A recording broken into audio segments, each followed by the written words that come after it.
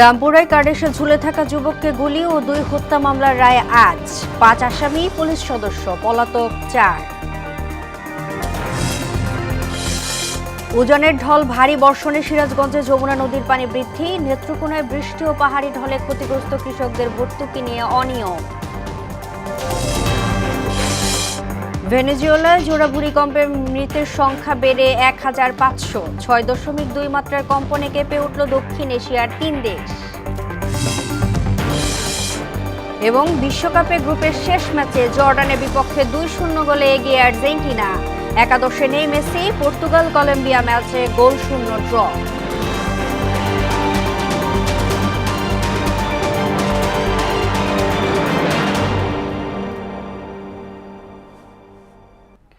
আসসালামু আলাইকুম, স্বাগত মোহনের সংবাদে। এতক্ষণ শুনছিল শিরোনাম, পুরো সংবাদের সঙ্গে আছি আমি তাজরিন নাহার মুক্তি। জুলাই গণ অভ্যুত্থানে রামপুরায় ভবনের কার্ডিশে ঝুলে থাকা যুবক আমির হোসেনকে গুলিসহ 2 জনকে হত্যার অভিযোগ করা মানবতা বিরোধী অপরাধ মামলার রায় ঘোষণা হবে। আজ আন্তর্জাতিক অপরাধ ট্রাইব্যুনাল 1-এ এই মামলার রায় দেবেন। এতে মোট আসামি 5 জন, যাদের সবাই পুলিশ সদস্য। তারা হলেন সাবেক ডিএমপি কমিশনার হাবিবুর রহমান, খিলগাঁও জোনের সাবেক অতিরিক্ত উপকমিশনার মোহাম্মদ রাশেদুল ইসলাম, রামপুরা থানার সাবেক ভারপ্রাপ্ত ওসি মোহাম্মদ মশিউর রহমান, একই থানার সাবেক এসআই তারিকুল ইসলাম ভুইয়া ও সাবেক এএসআই চঞ্চল চন্দ্র সরকার। এদের মধ্যে কেবল চঞ্চল চন্দ্র সরকার গ্রেফতার রয়েছেন, বাকিরা পলাতক। আদালতের অনুমতি সাপেক্ষে রায় ঘোষণা সরাসরি সম্প্রচার করবে বিটিভি।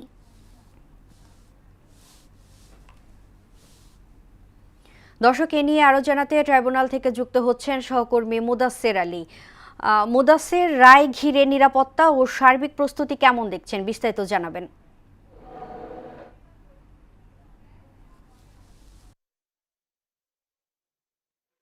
মুক্তি, প্রথমেই আসি ঘটনায়। এই ঘটনায় যারা আহত নিহত হয়েছেন তারা কিন্তু প্রত্যেকেই পরিস্থিতির শিকার। তারা কিন্তু কেউ আন্দোলনকারী ছিলেন না। 2024 সালের 19 জুলাই শুক্রবার জুম্মার নামাজ শেষে কিন্তু বাড়ি ফিরছিলেন আমির হোসেন। তো তিনি যখন বাসার কাছাকাছিতে আসেন তখনই কিন্তু আন্দোলনের মধ্যে পড়ে যান এবং এমন এক পরিস্থিতিতে পড়ে যান যখন পুলিশ গোলাগুলি করছিল এবং আন্দোলনকারীদের ধাওয়া করছিল। তো তিনি সেই পরিস্থিতিতে পড়ে গিয়ে ভীত সন্ত্রস্ত হয়ে কিন্তু দিক বিদিক ছোটাছুটি করে কিন্তু একসময় একটি নির্মাণাধীন ভবনের ভেতরে ঢুকে কিন্তু 4 তলায় অবস্থান করেন এবং কার্নিশে ধরে তিনি ঝুলে থাকতে শুরু করেন। এবং সে সময় কিন্তু পুলিশ তাকে আন্দোলনকারী সন্দেহ কিন্তু তার পেছনে যায় এবং তাকে সেখানে 4 তলায় উঠে এবং তাকে কিন্তু ভয় দেখায় এবং এক পর্যায়ে গুলি করে এবং তিনি জীবন বাঁচাতে কিন্তু সে কার্নিশ ধরে ঝুলে থাকা সেখান থেকে কিন্তু লাফ দিয়ে কিন্তু 3 তলায় তিনি ঢুকে যান এবং পায়ে তিনি গুলিবিদ্ধ হন। তবে তিনি ভাগ্যক্রমে তিনি বেঁচে যান। একই পরিস্থিতিতে পড়েন শিশু বাসিত খান মুসা ও তার দাদি মায়া ইসলাম। তারাও কিন্তু আন্দোলনের মধ্যে পড়ে যান এবং গুলিবিদ্ধ হন শিশু বাসিত খান মুসা। তার মাথায় গুলি লাগে এবং সে গুলি কিন্তু অর্থাৎ সে বুলেটটি কিন্তু তার মাথা ভেদ করে তার দাদির শরীরে লাগে। তো শিশু বাসিত খান মুসা উন্নত চিকিৎসায় বেঁচে গেলেও তার দাদি মায়া ইসলাম কিন্তু মারা যান এবং মোহাম্মদ নাদিম তিনিও কিন্তু আন্দোলনের মধ্যে পড়ে যান। তিনি কিন্তু আন্দোলনকারী ছিলেন না, তিনিও গুলিবিদ্ধ হয়ে কিন্তু মারা যান। এই হচ্ছে ঘটনা। এই ঘটনায় যে মানবতা বিরোধী অপরাধ মামলার সেটি কিন্তু রায় হওয়ার কথা ছিল মার্চ মাসের 4 তারিখ। কেবলমাত্র গ্রেপ্তারকৃত আসামি চঞ্চল চন্দ্র সরকারের বিরুদ্ধে একটি ডিজিটাল এভিডেন্স প্রসিকিউশনের কাছে আসে। তো প্রসিকিউশন কিন্তু এর জন্য কিন্তু সময় চায় এবং যার ভিত্তিতে ট্রাইব্যুনাল গ্রহণও করে এবং এর উপর শুনানি চলে এবং সাক্ষ্য গ্রহণ হয় এবং সব প্রক্রিয়া শেষে কিন্তু এই মাসের 15 তারিখে রায়ের দিন ধার্য হয়, 28 জুন, অর্থাৎ আজকের এই দিনটি। তো এই মামলায় কিন্তু গ্রেপ্তার রয়েছেন কেবল একজন, যেমনটি জানেন চঞ্চল চন্দ্র সরকার। তাকে এখনও কিন্তু ট্রাইব্যুনালে আনা হয়নি, কিছুক্ষণের মধ্যে কিন্তু আনা হবে এবং আনার পরপরে কিন্তু ট্রাইব্যুনালে উঠানো হবে এবং বেলা 11টার পরে কিন্তু রায় ঘোষণার আনুষ্ঠানিকতা শুরু হবে এবং তখনই কিন্তু পরবর্তীতে আপডেট জানানো যাবে। তো মুক্তি, এই ছিল আন্তর্জাতিক অপরাধ ট্রাইব্যুনাল থেকে রামপুরার হত্যাকাণ্ড নিয়ে আমার কাছে বলার মতো তথ্য। ধন্যবাদ মুদাসসির আপনাকে। উজানের পাহাড়ি ঢল এবং ভারী বর্ষণে সিরাজগঞ্জে যমুনা নদীর পানি বৃদ্ধি পাচ্ছে। গেল শনিবার বাহুকা পয়েন্টে নদী তীর সংরক্ষণ বাঁধে 30 মিটার এলাকা নদীগর্ভে বিলীন হয়ে গেছে। এতে করে ভাঙন আতঙ্কে দিন পার করছে নদী পাড়ের বাসিন্দারা। জিও ব্যাগ ফেলে ভাঙন নিয়ন্ত্রণের চেষ্টা করছে পানি উন্নয়ন বোর্ড। সোহেল রানার তথ্যচিত্রে তাসনিম তারিনের রিপোর্ট। উজানের ঢল এবং ভারী বর্ষণে কয়েকদিন ধরে সিরাজগঞ্জে যমুনা নদীর পানি বৃদ্ধি পাচ্ছে। এতে করে যমুনার অরক্ষিত অঞ্চল সিরাজগঞ্জ সদর, কাজীপুর, চোহালি ও শাহজাদপুরের চরাঞ্চল সহ বিভিন্ন অংশে ভাঙন দেখা দিয়েছে। এরই মধ্যে বিলীন হয়ে যাচ্ছে ফসলি জমি, বসতভিটা, শিক্ষা প্রতিষ্ঠান সহ বিভিন্ন স্থাপনা। এতে নিঃস্ব হয়ে পড়েছেন নদী পাড়ের মানুষ। সম্প্রতি সদর উপজেলার বাহুকা পয়েন্টে নদীর তীর সংরক্ষণ বাঁধে ধস নামে। এতে বাঁধের প্রায় ৩০ মিটার এলাকা বিলীন হয়ে যায়। এই অবস্থায় ভাঙনের শঙ্কা দেখা দিয়েছে বাহুকা এলাকায়। চার ভাঙ্গা দিচ্ছে, কিছুই তো নাই কে, আমাদের চলতে কিছুই নাই কে, ফের ভাঙ্গা দিল্লি তো আর শেষই। নদীর অবস্থা খুব একটা ভালো না, প্রায় ভাঙতেছে। যে মেরামত কাজ চলছে, এই মেরামতের কাজ এখন আসবে না। ফসল টসল হইতেছে না, কালাই পাট এগুলা ভেঙে দিতেছে না, তা বাদে আমাদের থাকার কষ্ট হইতেছে। একটি অংশ কিন্তু অলরেডি নদী গর্ভে বিলীন হয়ে গিয়েছে, আর একটি অংশ যে রয়েছে, আমরা আসলে যদি একটি স্থায়ী বাঁধ নির্মাণ করা হয় তাহলে আমরা একটু এখানে শান্তিতে বসবাস করতে পারবো। সরকারের কাছে আমার একটা আবেদন, এই জিও বেগ না ফালাইয়ে একটা স্থায়ী নির্মাণ বাঁধ যেন দেয়। যমুনার অরক্ষিত অঞ্চলের ভাঙন জিওব্যাগ ফেলে নিয়ন্ত্রণের কথা জানায় পানি উন্নয়ন বোর্ড। সদর উপজেলা বাহুকায় একটা জায়গায় আমাদের 18 সালের 22 তারিখের কাজের 30 মিটার অংশ ক্ষতিগ্রস্ত হয়েছে।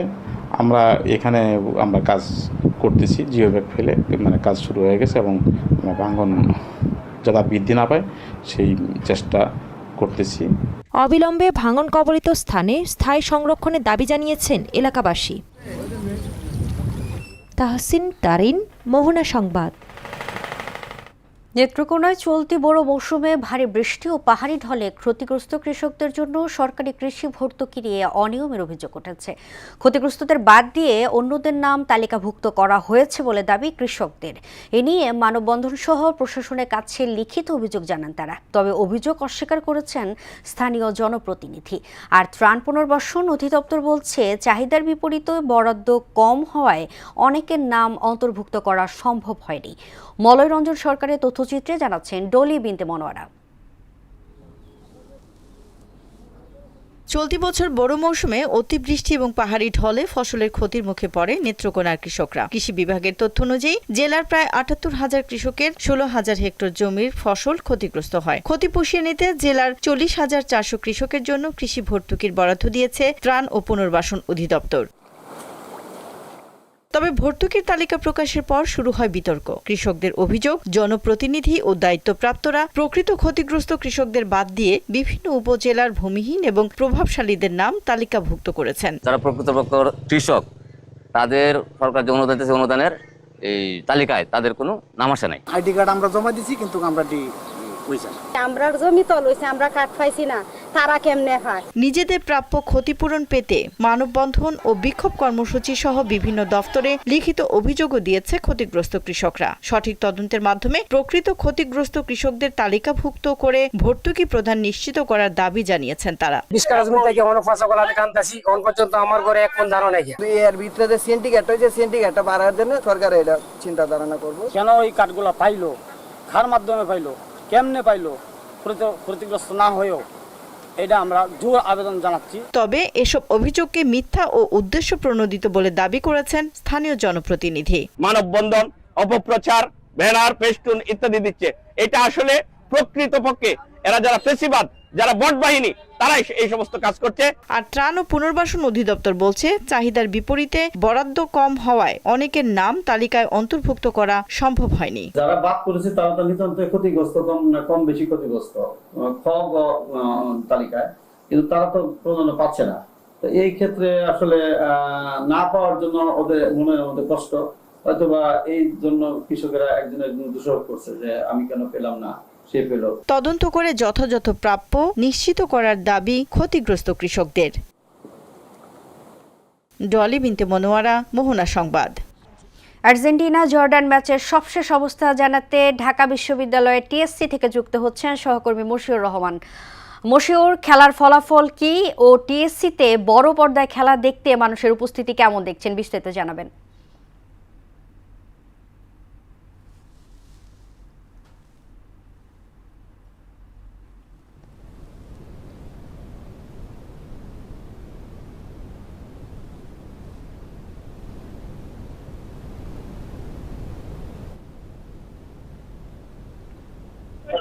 এবং তারা আজকে একটা উন্মাদনার মধ্যে খেলা উপভোগ করছে। আর্জেন্টিনা দল ইতিমধ্যেই 2-0 গোলে এগিয়ে রয়েছে এবং আমি উল্লেখ করতে চাই প্রথমার্ধের শুরুর দিকেই জিওভানি লো সেলসন ফ্রি কিক বলে আর্জেন্টিনা এগিয়ে যায়। এরপর পেনাল্টি থেকে অবশ্য লাউতারো মার্টিনেজ দলের ব্যবধান 2-0 এগিয়ে নিয়ে যান এবং দর্শকদের সাথে আমি কথা বলে মেসিকে তারা যে আমরা খেলতে পারি সেই প্রমাণটা আসলে আমরা এই জর্ডান ম্যাচেই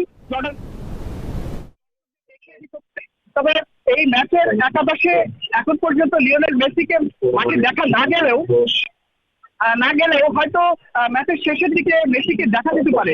তবে আর্জেন্টিনার কোচ লিওনেল স্কলারি যেটা আমাদেরকে জানিয়েছিলেন যে শুরুর একাদশে লিওনেল মেসি উপস্থিতি থাকবে না, তবে হয়তো শেষের দিকে মেসিকে একাদশে দেখা যেতে পারে। তবে আমাদের এখন দর্শকদের সাথে কথা বলে যেটা বোঝা যাচ্ছে তারা আশা করছেন যে লিওনেল মেসি এই ম্যাচে না নামলেই তারা খুশি হবে। তারা দেখাতে চায় যে লিওনেল মেসিকে ছাড়াই যে আর্জেন্টিনা অনেক দূর এগিয়ে যেতে পারে সেটা আসলে তারা দেখতে চায়। এবং আমার আশেপাশে আমি দর্শকদের সাথে কথা বলে জানতে পেরেছি তারা সকলেই চায় এই আর্জেন্টিনা এই ম্যাচ জয়ের মাধ্যমে দ্বিতীয় রাউন্ডে উঠছে এবং পরবর্তীতে তাদের আশা ব্রাজিলের সাথে যেন তাদের সেই কাঙ্ক্ষিত ফাইনালটি যেন হয় এবং ব্রাজিল এবং আর্জেন্টিনা সেই গৌরব বাংলাদেশে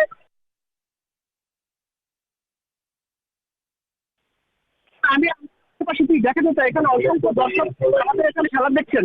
আমি যদি আশেপাশে যেগুলোর সাথে কথা বলতে চাই যে ম্যাচ দেখছেন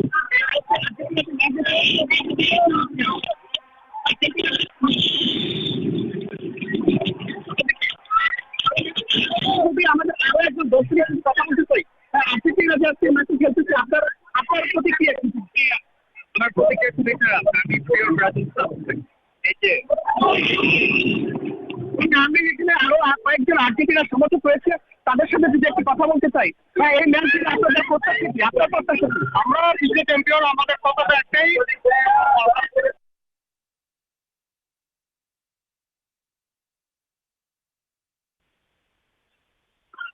এবং এখানে আরো আর্জেন্টিনার সমর্থকরা রয়েছে এবং তাদের সাথে কথা বলে যেটা জানতে পেরেছি তাদের প্রতিক্রিয়া একটাই জয়ের করছেন না এবং তাদের আশা আর্জেন্টিনা এই ম্যাচে জয়ী হবে এবং এই নিয়ে ছাত্রছাত্রী এবং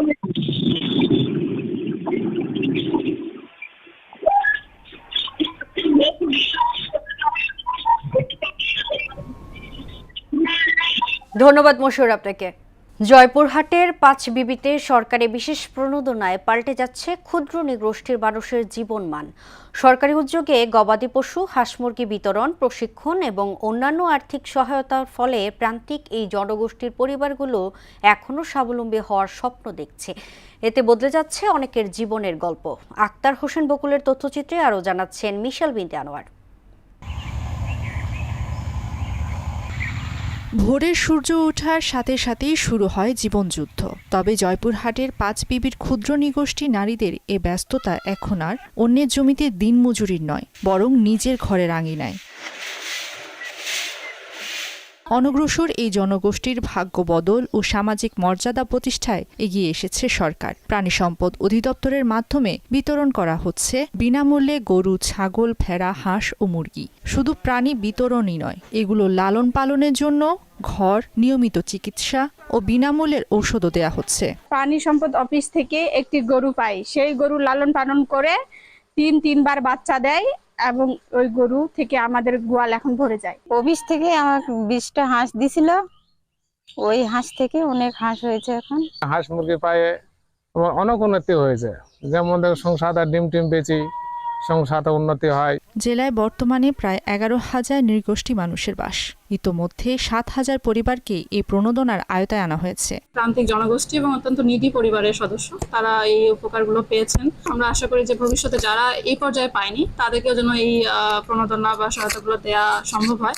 আমরা সেই লক্ষ্যে কাজ করছি। প্রাণী সম্পদ দপ্তর জানায়, শতভাগ লক্ষ্যমাত্রা অর্জনের পর্যায়ক্রমে বাকি পরিবারগুলোকেও এই সহায়তায় আনা হবে। জয়পুরহাটে আমাদের এ পর্যন্ত প্রায় 150 জনকে ষাঁড়, 213 জনকে বকনা 1050 জনকে হাঁস মুরগি এবং 700 জনকে ভেড়া, পাশাপাশি 950 জনকে এই অর্থ বছরে আমরা 2টা করে ছাগল বিতরণ করছি। সরকার যে উদ্দেশ্যে এটা বিতরণ করছেন, যে উদ্দেশ্যে দেওয়া হচ্ছে, এটা অবশ্যই সফল হচ্ছে। সরকারি এই উদ্যোগকে সাধুবাদ জানিয়ে অর্থনৈতিকভাবে স্বাবলম্বী হতে প্রণোদনা চলমান রাখার দাবি জানান স্থানীয়রা। মিশাল বিনতে আনোয়ার, মোহনা সংবাদ। চলতি বছর তীব্র তাপদাহ, অসময়ের বৃষ্টি, শিলাবৃষ্টি ও পোকার আক্রমণে ফলন বিপর্যয়ের আর্থিক ক্ষতির মুখে পড়েছেন সুনামগঞ্জের লিচু চাষিরা। এতে বাগান পরিচর্যা ও লিজের খরচ তোলা নিয়েও দুশ্চিন্তা রয়েছে অনেক কৃষক। এমন অবস্থা থেকে ঘুরে দাঁড়াতে আগামীতে কৃষি বিভাগের পরামর্শ ও সরকারি সহায়তার দাবি তাদের। কুলেন্দু শেখর দাসের প্রতিবেদনে জানাচ্ছেন মাহমুদ আক্তার। প্রায় শতাধিক বছর ধরে লিচু উৎপাদন করে জীবিকা নির্বাহ করে আসছে সুনামগঞ্জের ছাতক উপজেলার মানিকপুর গ্রামের 3 শতাধিক পরিবার। গোটা গ্রামের ছোট বড় টিলা জুড়ে বিভিন্ন জাতের লিচু চাষ হওয়ায় মানিকপুর গ্রামটিও লিচুর গ্রাম হিসেবে পরিচিত। সুস্বাদু হওয়ায় এখানকার লিচুর কদরও বেশি। প্রতি বছর গ্রামটিতে লিচুর বাম্পার ফলন হলেও চলতি বছর বৈরী আবহাওয়া ও পোকার আক্রমণে মুকুল ঝরে লিচু ক্ষতিগ্রস্ত হয়েছে। এবছর আশানুরূপ ফলন না হওয়ায় বিপাকে পড়েছেন চাষি ও বাগান মালিকরা। এবার লিচু বৃষ্টি নষ্ট করছে, পরায়ণ নষ্ট করছে, ফলন একবারে কম। কম গতি মানে আধা লিচু আমরা 300-400 টাকা বেশি বেতন লাগে। আমাদের যারা লিচু বাগান আছে, আমরা অতি খরার কারণে এবার ফলন ভালো পাইনি, তা আমাদের আর্থিকভাবে অনেক ক্ষতিগ্রস্ত হয়েছে। সময় মতো বৃষ্টি না হওয়ার কারণে ফুলটা কমাইছে। এরপর থেকেও বৃষ্টি শুরু হয়েছে, কিন্তু যে সময় ফুল ফল আবার ঠিক সময়, ওই সময়টা মানে অত্যন্ত বৃষ্টি কম হয়েছে। ফরমালিন মুক্ত বাজারে এখন যে লিচুগুলো আছে, সেই লিচুগুলো বা ফল যেগুলো আছে, সেই ফলগুলো হইতেছে বিষাক্ত এবং ফরমালিন, বাচ্চাদেরকে খাওয়ার অনুপযোগী। লিচু চাষীদের প্রশিক্ষণ প্রদানের মাধ্যমে আগামীতে ভালো ফলনের আশ্বাস কৃষি বিভাগের। মুকুল আসা শুরু হয় তখন যদি ছত্রাকনাশক স্প্রে করা হয়, তাহলে আশা করি ফলন ভালো হওয়ার কথা এবং লিচুতে কোনো পোকামাকড় হবে না। এবং এই বিষয়ে আমরা কৃষকদেরকে হাতে কলমে প্রশিক্ষণ দেওয়ার পরে হয়তো আমরা আগামী বছর থেকে এর একটা ভালো ফলাফল পাবো। কৃষি বিভাগের সঠিক পরামর্শ ও সহায়তা পেলে আগামী বছর ঘুরে দাঁড়ানোর প্রত্যাশা মানিকপুর গ্রামের লিচু চাষীদের। মাহমুদ আক্তার, মোহনা সংবাদ। এবার সারা দেশে অনুষ্ঠিত সভা সমাবেশ নিয়ে প্রতিনিধিদের পাঠানো তথ্যচিত্রে দেখুন ডেস্ক রিপোর্ট।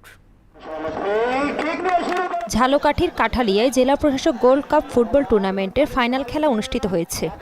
নওগাঁর মহাদেবপুর উপজেলার চেরাকপুর ইউনিয়নের কুঞ্জভঙ্গ গ্রামের 16 প্রহর লীলা কীর্তন অনুষ্ঠান অনুষ্ঠিত হয়েছে। ঝালকাঠির কাঠালিয়ায় ইউথ ট্রেড কেয়ার সোশ্যাল অর্গানাইজেশনের উদ্যোগে বিনামূল্যে চক্ষু চিকিৎসা ও ছানি রোগী বাছাই ক্যাম্প অনুষ্ঠিত হয়েছে। সিরাজগঞ্জের রায়গঞ্জে 3000 ক্ষুদ্র ও প্রান্তিক কৃষকদের মাঝে বিনামূল্যে উপসি রোপা আমন ধানের বীজ ও সার বিতরণ কার্যক্রমের উদ্বোধন করেন স্থানীয় সংসদ সদস্য ভিপি আইনুল হক। বান্দরবান রিজিয়ন কর্তৃক অসুস্থ রোগীদের চিকিৎসা প্রদান ও পরিবারের জন্য খাদ্য সামগ্রী সহায়তা প্রদান করা হয়েছে। রংপুরের প্রাইম মেডিকেল কলেজ হাসপাতাল ও গ্রাম বিকাশ কেন্দ্রের মধ্যে দ্বিপাক্ষিক স্বাস্থ্যসেবা চুক্তি স্বাক্ষর হয়েছে। ময়মনসিংহের ত্রিশালে সিনিয়র উপজেলা মৎস্য অফিসের আয়োজনে 4টি প্রদর্শনী পুকুরে মৎস্য উপকরণ বিতরণ এবং প্রাতিষ্ঠানিক পুকুর ও সুতিয়া নদীতে 286 কেজি কাপ জাতীয় পোনা মাছ অবমুক্তকরণ করা হয়েছে। সিরাজগঞ্জের রায়গঞ্জের নকলায় হামিদ শেখ গদ্দরের বিরুদ্ধে মিথ্যা ও হয়রানিমূলক মামলার প্রত্যাহারের দাবিতে মানববন্ধন করেছেন এলাকাবাসী। উপকূলীয় অঞ্চলে পাটের বীজ, পাট ও পাটজাতীয় আঁশের উৎপাদন বৃদ্ধির লক্ষ্যে পটুয়াখালীর কলাপাড়ায় কৃষক কৃষানীদের প্রশিক্ষণ দেওয়া হয়েছে। সিরাজগঞ্জে মাদকদ্রব্য অপব্যবহার ও অবৈধ পাচার বিরোধী আন্তর্জাতিক দিবসে জেলা প্রশাসন ও মাদক নিয়ন্ত্রণ অধিদপ্তরের উদ্যোগে র্যালি ও আলোচনা সভা অনুষ্ঠিত হয়েছে। 5 জুন বিশ্ব পরিবেশ দিবস উপলক্ষে ফরিদপুরে পরিবেশ উন্নয়ন ফোরামের উদ্যোগে আলোচনা সভা, চিত্র অঙ্কন প্রতিযোগিতা ও বৃক্ষের চারার বিতরণ করা হয়েছে। মানিকগঞ্জে জেলা যুবদলের আয়োজনে অপপ্রচার ও শিষ্টাচার বহির্ভূত রাজনীতির বিরুদ্ধে প্রতিবাদ মিছিল ও সমাবেশ অনুষ্ঠিত হয়েছে। তাহসিন তারিন, মোহনা সংবাদ। দর্শক, এই পর্যায়ে জানিয়ে দিচ্ছি আজকের সংবাদপত্রের গুরুত্বপূর্ণ শিরোনাম।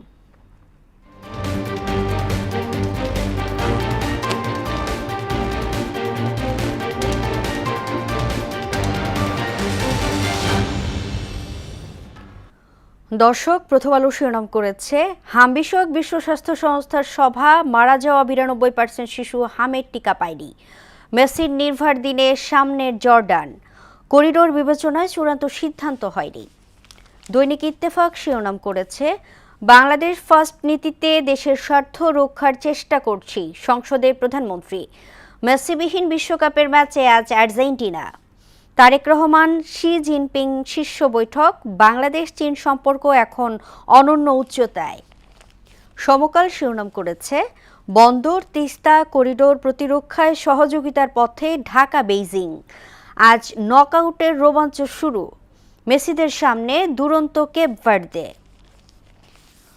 বাংলাদেশ প্রতিদিন শিরোনাম করেছে, মুক্তিযুদ্ধ কখনো হারে না, জামাত কেন তা বোঝে না। 2 বছরে বন্ধ 457 প্রতিষ্ঠান, করিডোরের প্রস্তাব চীনের।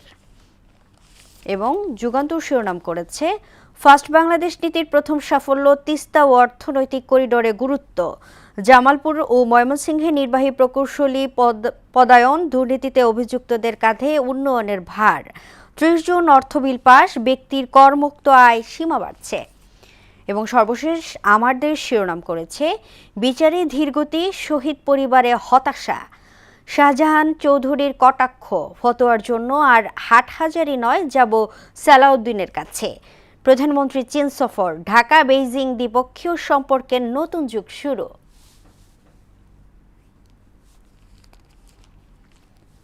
এই ছিল সংবাদপত্রের গুরুত্বপূর্ণ শিরোনাম।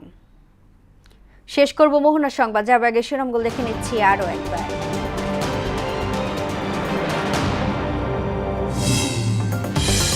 রামপুরায় কার্ডেসে ঝুলে থাকা যুবককে গুলি ও 2 হত্যা মামলার রায় আজ। 5 আসামি, পুলিশ সদস্য পলাতক 4।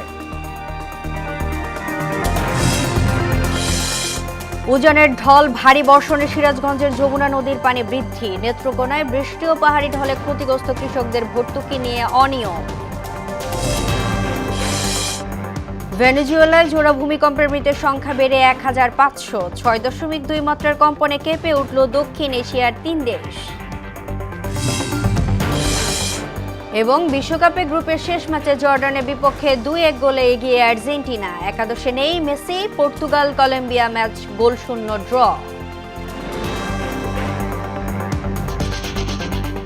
এই ছিল মোহনার সংবাদে। পরবর্তী সংবাদ দুপুর 1টায়। এর আগে বেলা 11টায় দেখবেন সংবাদ এক নজরে। মোহনার সবশেষ খবর জানতে ভিজিট করুন www.mohana.tv। সংবাদ দেখতে পারেন ফেসবুক ও ইউটিউবেও। এতক্ষণ সঙ্গে থাকার জন্য ধন্যবাদ।